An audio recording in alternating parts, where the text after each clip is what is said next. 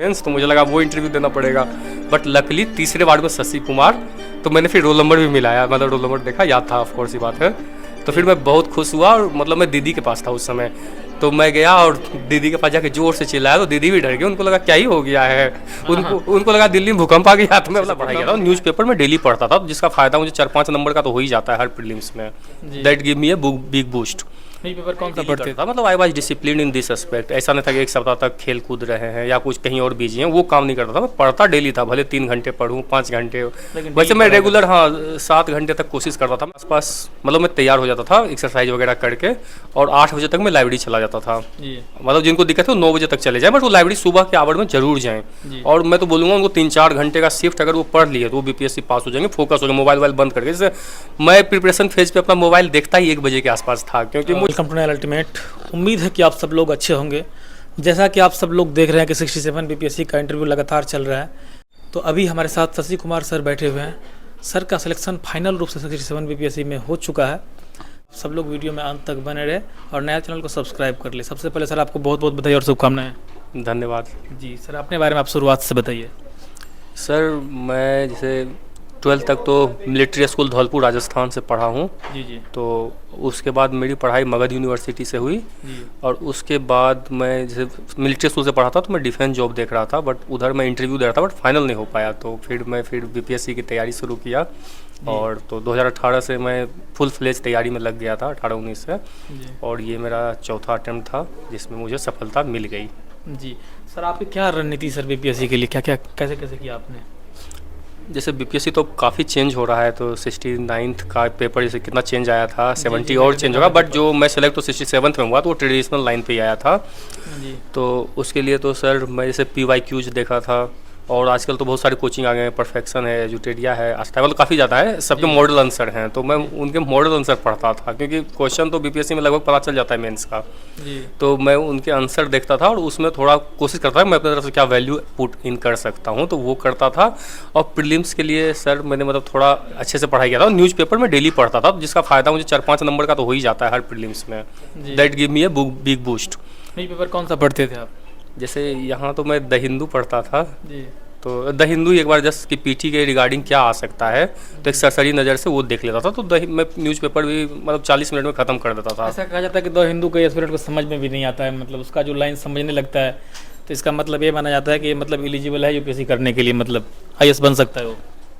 नहीं तो मतलब पेपर तो हर स्टैंडर्ड का पेपर आता है, एक्सप्रेस पढ़ो, उसके अल्टरनेटिव है, टाइम्स पढ़ो, मतलब न्यूज़ तो हर पेपर में मोर और लेस सेम होती है। जी। मोर और लेस आपको हर पेपर में सेम न्यूज़ मिलेगा। नहीं तो हिंदी मीडियम वाले तो हिंदी मीडियम से, तो हिंदी मीडियम के न्यूज़पेपर भी आते हैं, दैनिक जागरण, आज, दैनिक भास्कर, तो उसको भी देख के मतलब पेपर वाले आपको पता चल जाएगा। तो एक बार आपको पता होना चाहिए क्या पूछा था, जैसे कभी राष्ट्रपति चेंज हो गया कहीं का, या राजधानी का नाम बदल गया, कोई प्लेयर गोल्ड जीतता है। बीपीएससी आप देखो करंट के क्वेश्चन तो डायरेक्ट पेपर से ही उठाया है, कोई एक मैगजीन में तो आपको नहीं मिलेगा। तो डेली कितने घंटे पढ़ाई करते थे आप? मैं सर पढ़ाई डेली करता था, मतलब I was discipline in this aspect. ऐसा नहीं था कि एक सप्ताह तक खेल कूद रहे हैं या कुछ कहीं और बिजी हैं, वो काम नहीं करता था। मैं पढ़ता डेली था, भले 3 घंटे पढूं, 5 घंटे, वैसे मैं रेगुलर 7 घंटे तक कोशिश करता था मैं पढ़ लूँ, डेली पढ़ लूँ, मतलब ये मेरा फोकस होता था। सुबह से अपना टाइम टेबल बताइए, आपके कैसे कैसे दिन की शुरुआत करते थे? फिर जैसे सर मैं सुबह 6:30-7 के बीच में जग जाता था, उसके बाद मैं थोड़ा एक्सरसाइज करता था, क्योंकि मैं मतलब आप देख सकते हो मैं मतलब 4-5 साल से के बाद आप मतलब दिल्ली आ गए सीधा? नहीं, मतलब मैं बिहार में था ग्रेजुएशन टाइम पे, जो मगध यूनिवर्सिटी से मैं ग्रेजुएशन किया, उसके बाद मैं दिल्ली आया। दिल्ली तो मैं 2017 के एंड में आया था। जी। तो जैसे तो मैं सुबह में सर 7 बजे के आसपास मतलब मैं तैयार हो जाता था एक्सरसाइज वगैरह करके, और 8 बजे तक मैं लाइब्रेरी चला जाता था। जी। मतलब जिनको दिक्कत है वो 9 बजे तक चले जाएं, बट वो लाइब्रेरी सुबह के आवर में जरूर जाएं। और मैं तो बोलूँगा उनको 3-4 घंटे का शिफ्ट अगर वो पढ़ लिए तो वो बीपीएससी पास हो जाएंगे, फोकस हो गया, मोबाइल बंद करके। जैसे मैं प्रिपरेशन फेज पे अपना मोबाइल देखता ही 1 बजे के आसपास था, क्योंकि मुझे लगता था कि मुझे कौन क्या ही इंपॉर्टेंट मैसेज कर देगा। किसी का मैसेज आ गया, किसी का कॉल आ गया, तो जैसे रात में तो घर वाले करेंगे तो कोई बात नहीं, 1 बजे के बाद मैं देख कोई कर दिया आपका मैसेज वैसे? मैं मतलब दोस्त को भी मैं अपने जो है दोस्त थे मैं उनको बता रखा था कि भाई मैं 1 बजे के बाद ही मोबाइल ऑन करूंगा, तभी मैं रिप्लाई कर पाऊंगा। तो दोस्त लोग भी जो क्लोज थे उनको पता था कि 1 बजे के बाद ही मोबाइल देखेगा। तो मेरा हर एक एस्पायरेंट को ये, अगर जो भी देख पा रहे हो इस वीडियो को, कि आप सुबह के तो 3-4 घंटे जो है, these are your golden eggs, तो उनको आप अच्छे से यूज करें। बिल्कुल उस समय आपका बिल्कुल अनडिवाइडेड अटेंशन चाहिए पढ़ाई पे। उसके बाद आप कुछ भी करो, बट वो 3-4 घंटे आप सीरियसली पढ़ोगे, आपका बीपीएससी 100% हो जाएगा। ओके, लाइब्रेरी का भी योगदान है कहीं ना कहीं इस एग्जाम में, या कोई भी एग्जाम क्यों ना हो? जैसे हर एक का अलग स्ट्रेटजी होता है, बट मैं लाइब्रेरी डेली जाता था कि वहाँ सारे बच्चे पढ़ते आपको दिखेंगे, तो वो एक पॉजिटिव इन्वायरमेंट मेरे लिए क्रिएट करता था। मैं देखता था हर कोई अपनी सीट पर पढ़ रहा है, तो मुझे लगता था बैठे हम क्या करें, हम भी कुछ खोल देते हैं, कुछ पढ़ लेते हैं। तो मैं लाइब्रेरी में इवन विंटर्स में लोग रूम पे ही पढ़ते हैं, लाइब्रेरी नहीं जाते, मैं सर्दियों में भी लाइब्रेरी जाता था कि कुछ लाइब्रेरी मैं भी लाइब्रेरी कई बार गया हूँ तो देखता हूँ, जैसे कि DU का लाइब्रेरी हो या कोई भी हो, कई लोग मतलब आपको लोग बदलते रहते हैं, मतलब कोई लोग 2 दिन आ गए फिर नहीं आते हैं। इस पर क्या कहना है आपका? हाँ, मैं तो बताइए, तैयारी आपकी है, तो दूसरे आए ना आए, आपके दोस्त आपसे बात करें ना करें, सक्सेस आपको फाइनली खुद लेनी पड़ेगी। तो आपको खुद पे ध्यान होना चाहिए, नहीं आया इग्नोर कीजिए, अब क्या कर सकते हैं, जिसका जो मन है। बट आप कोशिश कीजिए डेली लाइब्रेरी 1-2 घंटे, कुछ नहीं तो कम से कम एक बार न्यूज़पेपर देखिए, मतलब कुछ ना कुछ स्टडी रिलेटेड। मान लिया आपका अभी हॉबी ही आपका स्टडी होना चाहिए एक तरीके से, जब तक आप प्रिपरेशन फेज में आए। तो बहुत सही बात कहा आपने कि हॉबी या स्टडी होना चाहिए, सही बात है। तो मेंस की आंसर राइटिंग के लिए आपने क्या क्या किया था? जैसे मैं बताया था अभी नीचे, मैं जैसे 10 मेंस लिख चुका हूँ, तो यूपी पीसीएस के मैंने 4 मेंस लिखे थे, बिहार का भी 4 लिख रखा हूँ, झारखंड का भी लिखा हूँ। तो वहाँ से धीरे धीरे इंप्रूवमेंट होता है। अगर आप किसी भी चीज़ में खुद को दोगे, चाहे क्रिकेट खेलो, फुट कुछ भी आप करो, कोई भी काम करोगे, धीरे धीरे आप में इंप्रूवमेंट होगा। ये नेचुरल प्रोसेस होता है ह्यूमन में, अगर आप थोड़े साइंटिफिक वे में करोगे।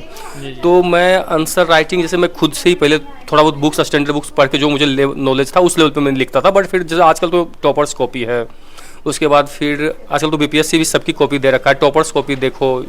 और टॉपर्स कॉपी के अलावा हर कोचिंग का मैं मॉडल आंसर देखता था, वो मेरे लिए बहुत काम किया। मॉडल आंसर से मैं सोचता था अगर कोचिंग ये बना के दे रहा है तो डेफिनेटली इससे काम हो जाएगा। तो मैं कोचिंग के भी स्टैंडर्ड क्वेश्चन पे मैं काफ़ी रिलाई किया था सर। ओके, इंटरव्यू में क्या सब क्वेश्चन पूछा गया था आपसे वहाँ पे? जैसे इंटरव्यू में गया तो मुझे लगा ग्रेजुएशन सब्जेक्ट से अगर पूछेंगे तो थोड़ा प्रॉब्लम हो सकता है, क्योंकि ग्रेजुएशन किए हुए भी काफ़ी टाइम हो गया था, 5-6 साल। बट उन्होंने ज़्यादा मुझसे हॉबी से पूछा, और ग्रेजुएशन से उन्होंने जैसे फिजिक्स में था तो 2 ही सवाल पूछे थे। एक तो उन्होंने बोला कि ओपनहाइमर पिक्चर देखे हो, तो मैंने बोला सर ट्रेलर देखा। तो फिजिक्स से उन्होंने फिर पूछा नील्स बोर बताओ, नील्स बोर जो एक साइंटिस्ट है, इलेक्ट्रॉन पे जो उन्होंने काम किया। तो नील्स बोर पूछा था, और उन्होंने ओपनहाइमर में उन्होंने पूछा प्रोजेक्ट मैनहट्टन बताओ। मतलब ये ईजी से क्वेश्चन है, उतने टफ नहीं। फिर उन्होंने मतलब मेरा my hobby was playing football, तो फुटबॉल से उन्होंने काफ़ी कुछ पूछा था।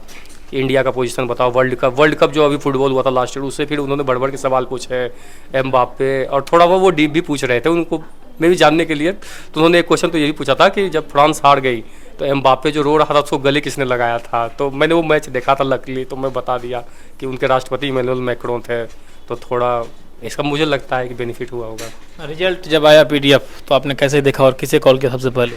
जैसे ये मेरा तीसरा इंटरव्यू था बीपीएससी का, 2 बार तो मेरा हुआ नहीं था, मेरिट मिस हो गया। तो उस बार जब नहीं हुआ था और इस बार, दोनों में आप बताइए दोनों टाइम के बारे में। मैं तो क्या हुआ, मैं बीच बीच में मोबाइल अपना फ्लाइट मोड पे कर देता हूँ, जब मेरा मन लगता है कि फ्लाइट मोड पे कर दो, किसी से बात करना नहीं है, तो मैं फ्लाइट मोड पे कर रखा था। मैं ऑन किया, देखा 500-500 मैसेज आ रखे हैं सब ग्रुप पे, मैं समझ गया रिजल्ट तो आ गया है।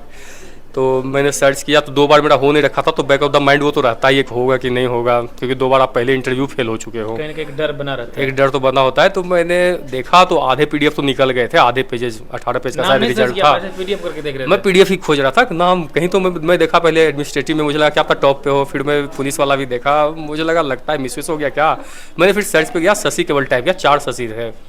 तो 66 में भी 4 शशि थे, लेकिन मेरा नाम नहीं था उसमें। तो मुझे लगा क्या, तो मैं पहला कोई शशि साहा करके था, दूसरा कोई शशि प्रिया। मुझे लगा अब 2 बार और क्लिक करना है, नाम नहीं दिखेगा तो बस हो गया। अब 68 का मैं दे रखा हूँ मेंस, तो मुझे लगा वो इंटरव्यू देना पड़ेगा। बट लकली तीसरे बार में शशि कुमार, तो मैंने फिर रोल नंबर भी मिलाया, मतलब रोल नंबर देखा, याद था ऑफ कोर्स, ये बात है। तो फिर मैं बहुत खुश हुआ, और मतलब मैं दीदी के पास था उस समय, तो मैं गया और दीदी के पास जाके जोर से चिल्लाया, तो दीदी भी डर गई, उनको लगा क्या ही हो गया है, उनको लगा दिल्ली में भूकंप आ गया। तो मैं बोला भूकंप नहीं आया है, जो सिलेक्शन हो गया है फाइनली। तो फिर क्या सब खुश हुए, फिर कॉल आने लगे, घर पे बताया, दोस्त सबको बताया, सबको पार्टी वार्टी दिया। फिर वही अभी चल रहा है, अभी 2-3 दिन हुआ है रिजल्ट का, तो सेलिब्रेशन इज गोइंग ऑन। चलिए, बहुत अच्छा लगा आपसे बात करके, और आपने टाइम दिया इसके लिए आपको बहुत बहुत धन्यवाद। धन्यवाद सर आपका भी।